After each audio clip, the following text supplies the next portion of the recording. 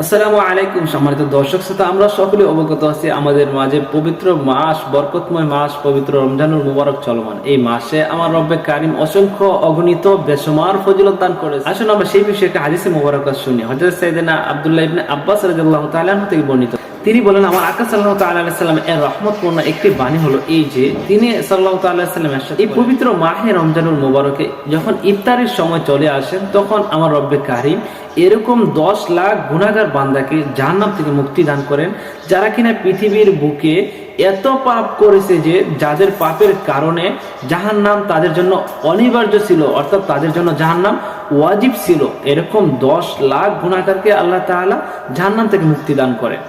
সম্মানিত দর্শক শ্রোতা, শুনলেন তো আমার আল্লাহ তাআলা কত বড় মেহেরবান, যাদের কিনা জাহান্নাম ওয়াজিব ছিল তাদের তাআলা মুক্ত দান করেন। এখন আমাদেরকে রব্বে কারিমের দরবারে চাইতে হবে যে, ইয়া রব, আমরা এত গুনাহ করেছি, আমাদের উপর জাহান্নাম ওয়াজিব হয়ে গেছে, আপনি আমাদেরকে মুক্তি দান করেন। যদি আমরা না চাই তাহলে আমাদেরকে কিভাবে দিবেন? সম্মানিত দর্শক শ্রোতা, এখন যে আমরা রব্বে কারিমের দরবারে না চাই তাহলে আমরা সেটা কিভাবে পাবো? আমরা জানি পৃথিবীর বুকে সাধারণতভাবে মা সন্তানের উপর এত মায়াবী, এত দয়ালু, কিন্তু আফসোসের বিষয় ওই মা ও সন্তানকে ততক্ষণ পর্যন্ত দুধ খাওয়ায় না যতক্ষণ পর্যন্ত সন্তান কান্না না করে।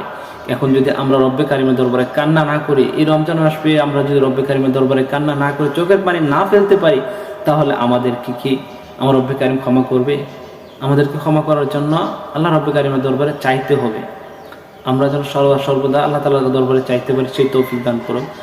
আমিন। ওয়া আখিরু দাওয়ানা আলহামদুলিল্লাহি রাব্বিল আলামিন। আসসালামু আলাইকুম।